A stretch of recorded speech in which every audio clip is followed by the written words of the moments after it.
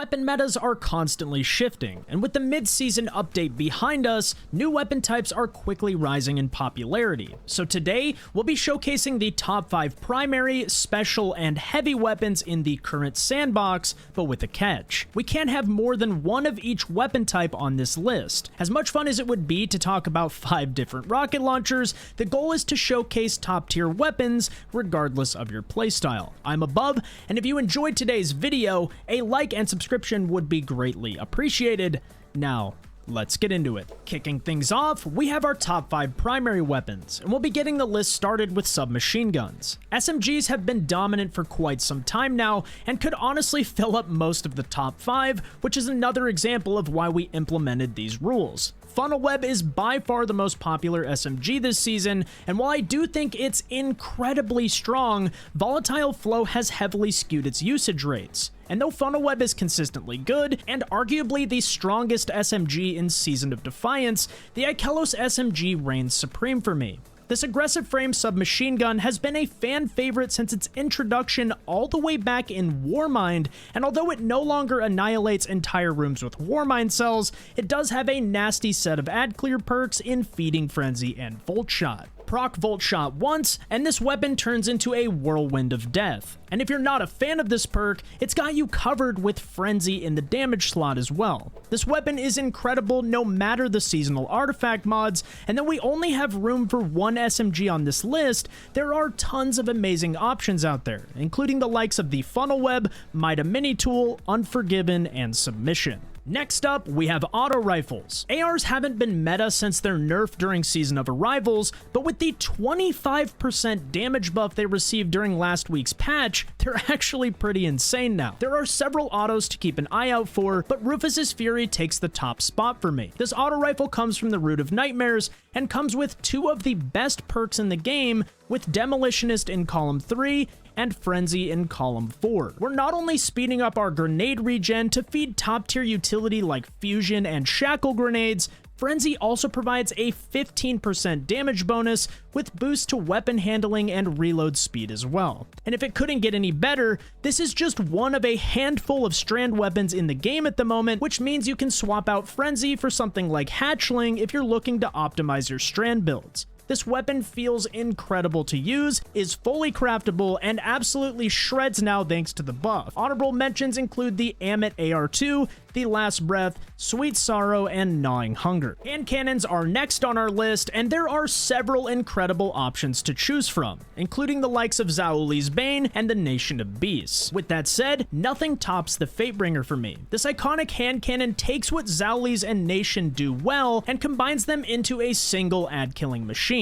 Fatebringer is one of the rare weapons to roll with double damage perks, with explosive payload in Column 3, and either Firefly or Frenzy in Column 4. Explosive payload offers a passive 15% damage bonus at all times, and is widely regarded as a premier damage perk for endgame PvE content due to its lack of damage falloff and the ability to stagger enemies. Firefly is an extremely rare ad clear perk, and though this is a top tier perk, my personal god roll is explosive payload and Frenzy. This perk combination provides a 30% damage boost at all times, while also boosting reload speed and weapon handling, making it one of the best feeling primaries in the entire game. And hand cannons just received a 20% damage buff during the mid-season patch, so they just got even better. Scout rifles have dipped in and out of the PvE meta several times over the last few years. They're solid endgame weapons that are only getting better after the recent 10% damage buff, and the Night Watch has been my favorite scout in the game over the last several years. This weapon can drop from the New Light quest, making it the most accessible weapon in Destiny 2, and it even comes with a curated roll of overflow and explosive payload, which is pretty nutty considering how easy this weapon is to obtain. 200 RPM scouts have almost always been best in slot, but the Night Watch has actually been dethroned by a 180. It took a weapon with godly double damage perks similar to the Fatebringer to take the top spot, but the Doom of Chelchis is more than worthy. It can roll with the elite combo of explosive payload and Frenzy, giving it a 30% damage boost at all times. This scout hits like an absolute truck, and when you pair its damage with passive reload benefits from Frenzy and the enhanced magazine size from Runneth Over, it's hard to put this weapon down. account. The sights are super clean, and the weapon absolutely crushes endgame content, which puts it in the top spot for me. And last but not least, we have pulse rifles. There have been some bangers added to the loot pool over the last year or so, but none of them come close to the BXR Battler for me. This weapon drops from the Dares of Eternity and is easily the most versatile pulse in the game. Its near perfect hipfire accuracy allows this weapon to excel in short-range combat, while its high zoom scope gives it the typical pulse rifle functionality. My personal god roll would be Demolitionist in column 3 and Incandescent in column 4, which makes this thing a beast for ad clear and ability regen at the same time. Incandescent allows you to quickly clear groups of ads, which constantly gives you bursts of your grenade energy back. This weapon's overall utility is simply unmatched in the pulse rifle department, though there are some great alternatives with the Insidious and the recently reissued Autumn Wind. Now it's time for the top 5 special weapons, and the interesting part is that each one of them fills a very unique role in the sandbox. First up, we have the Forbearance, and where do I even begin? To me, this is the single strongest legendary weapon in Destiny 2. I didn't think anything could eclipse Mountaintop and Recluse, yet here we are. Though it obviously doesn't offer the DPS that Mountaintop did during the auto-loading meta, it's taken ad clear to an entirely new level. Bungie basically admitted that they made a mistake with Salvager Salvo, but then followed it up with Forbearance, its stronger, more handsome older brother. Chain Reaction and Ambitious Assassin is my personal god roll because you shoot a grenade at the ground, kill everything in your path, and now you have 2 grenades for the price of 1. And if that wasn't enough, Soul Drinker, the Vow of Disciple origin trait, has built-in survivability that heals you for roughly 1/3 of your health each time you reload after an enemy hit. This weapon excels everywhere, whether it's on-level content, Grandmaster Nightfalls, or Day 1 raids.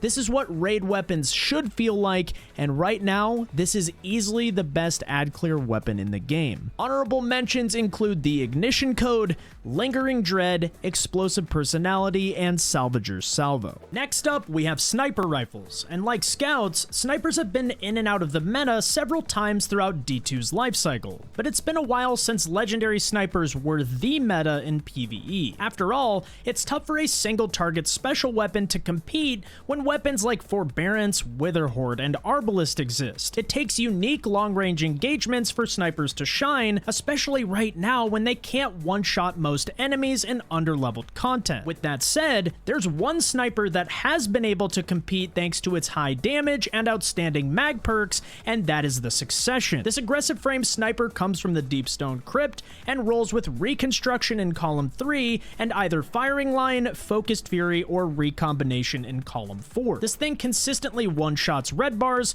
bursts down majors, and almost never needs to reload. Snipers will also receive a 10% damage buff across the board next season, bringing them to an even more competitive level. You'll also want to keep an eye out for rapid fire frames next season, as they've already received both a recoil and ammo capacity buff with the mid-season update, and the extra damage could result in weapons like Praedyth's Revenge and the Irukandji having a rise in popularity. Next up, we have shotguns, and Heritage has been best in slot for quite some time now. In column 3, we have Reconstruction, and in column 4, you can pair this with either Recombination for crazy single-shot burst damage or Focused Fury for a 20% damage buff over time. This weapon can put up some pretty crazy damage numbers when paired with weapons like Anarchy, and is absolutely deserving of a spot on this list. With that said, the Heritage finally has some competition, and this runner-up is actually a weapon that most people are sleeping on at the moment. Nessa's Oblation drops from the Root of Nightmares,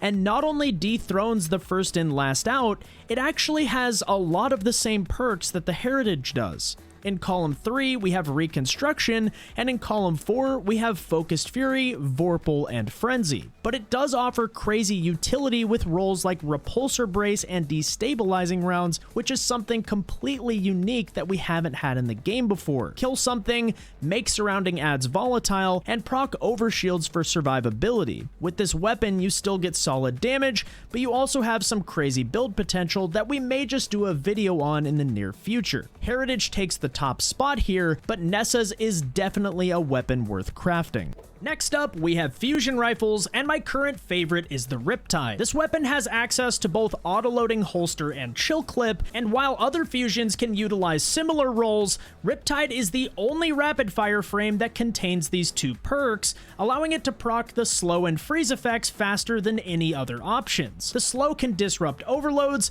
the freeze can stagger unstops, and if you completely freeze a barrier champion, they can't activate their shields. Having a single weapon that can deal with all three champion types is an insane level of utility that puts it in the top spot for me. And if you're looking for more damage-focused options, the Cartesian Coordinate and Iterative Loop are fantastic alternatives. The final special weapon on our list is actually a a trace rifle. With double special being such a prominent part of endgame PvE nowadays, trace rifles have become a go-to option. When running two special weapons, Destiny is coded to drop heavy ammo more often, as it's the only other ammo type present in your loadout. Trace rifles are great for double special due to their extremely high ammo capacity, which makes them feel like a primary weapon with the added benefit of frequent heavy drops. We've had several amazing traces over the last several seasons, including the likes of the Hollow Denial and Path of Least Resistance, but since they've been vaulted and are no longer farmable, we'll be focusing on Akasha's Dejection and the Retrace Path for the purposes of this video. If I had to choose one, I'd lean towards Akasha's, as it not only offers reconstruction for a ridiculous mag size, it also comes with tons of great damage perks, including the likes of Incandescent, Frenzy, and Paracausal Affinity. Paracausal has some crazy synergy with solar subclasses like Starfire Warlock, as any ability or weapon kill will trigger a 20% damage bonus for 6 seconds. Trace rifles have grown a lot on me recently, and if you haven't tried them just yet, I highly recommend giving them a try. Our final 5 slots are all filled with heavy weapons, and as stated at the start of the video, we're only listing one of each weapon type. As much as I'd like to mention 5 different rockets, variety is the spice of life, and the heavy slot is loaded with unique options. First up, we have linear fusion rifles, and this weapon type has been on both ends of the PvE meta, going from one of the worst options for 2+ years all the way to the best in the game throughout the year of Witch Queen. They were so good that Bungie actually nerfed linears by 15% heading into Lightfall, and though that may sound like a lot, they're actually still a go-to option in situations where you need high total damage, such as bosses like Oryx. And if we're going that route, Cataclysmic has higher total damage than any other linear. In column 3, we have 4 times the charm for free ammo on precision hits, and in column 4, we have Bait and Switch, which provides a 35% damage bonus for 11 seconds. It may take some setup, but the damage this weapon can put out is absolutely top tier. If you don't have access to this, the Taipan, Reed's Regret, and Storm Chaser are all solid alternatives. Next up, we have machine guns, and now that they've been buffed a few times, including another 10% buff during Lightfall, they're actually in a pretty decent spot now. They've also had their ammo reserves increased, which makes them feel like proper ad-clear heavy weapons for the first time in a while. And we have some incredible options in the game at the moment, including the likes of the Corrective Measure, Retrofit Escapade, and Unwavering Duty. But the machine gun that outclasses all of these in my opinion is the Commemoration. This weapon can roll with a crazy amount of top tier perks, including Feeding Frenzy, Subsistence, Reconstruction, and Dragonfly in column 3, and Killing Tally, Firing Line, and Repulsor Brace in column 4. My personal god roll would be Reconstruction and Killing Tally, as these perks synergize perfectly with one another to make this an unrivaled ad killer. Overflow your magazine, slay ads, and maintain a 30% damage bonus until you eventually run out of ammo, which doesn't happen very often. The next weapon on our list may take some people by surprise, and it's because it falls outside of the norm of what heavy weapons are typically good at. For this one, we're heading over to swords, and to me, there's nothing that compares to the other half. The 30th anniversary DLC brought us the long-awaited movement tech that everyone craved after Worldline Skating was removed removed from the game. The other half not only comes with Eager Edge, a perk that grants significantly increased lunge distance that enables movement like Shatter and Well Skating, it also comes with Frenzy, which adds a nice boost to your damage when you actually need it in combat. This takes the top spot for me simply because there aren't that many swords worth using at the moment, and the other half has almost become an automatic part of loadouts in movement-related encounters. The half-truths can fulfill the same Eager Edge utility, and if you're looking for a more traditional damage option, I'd recommend the Falling Guillotine, Death's Razor, or Throne Cleaver. Remember farming Warden of Nothing over and over and over again for that perfect Wendigo? Well, Bungie said, yeah, nice time sink, bud, because when Lightfall dropped,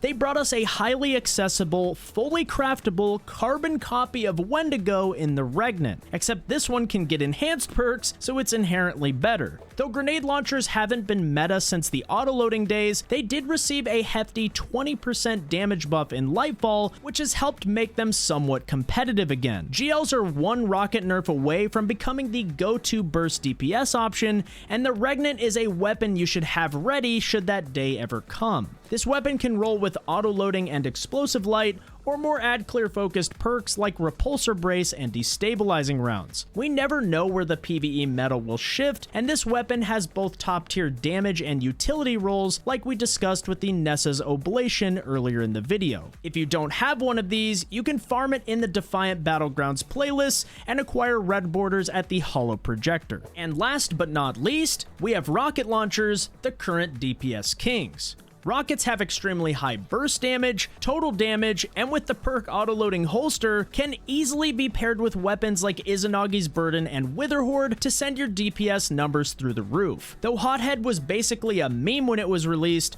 rocket archetype rebalancing and an influx of new perks helped this become the best rocket in Destiny. If you weren't aware, rocket archetypes have different damage multipliers. High impact frames have a 1x multiplier, adaptive and aggressive frames have a 1.05x multiplier, and precision frames are the lowest at a 0.9x multiplier due to their intrinsic tracking utility. In short, this damage scaling basically gives Hothead an intrinsic 10% damage buff over other archetypes, and when you combine this with highly sought after damage perks, it becomes a top tier option for DPS. This weapon also has deeper ammo reserves than any other adaptive rocket. Why that is, I have no idea, so you can start to see why it's so popular. With that said, the Hothead can only be obtained through legacy focusing at Zavala, so if you don't have one, any decently rolled adaptive or aggressive frame rocket will do a similar job, with my recommended alternative being the Blowout. Well guys, that's gonna do it for the video, and a massive thank you for those of you who made it all the way to the end. I hope you guys enjoyed, and if you did, a like and subscription would be greatly appreciated. You can also catch me live at twitch.tv/above, where we have a fantastic community to do raids with and help you secure any of the loot that you may not have just yet. That's it from me. Thank you guys so much for watching,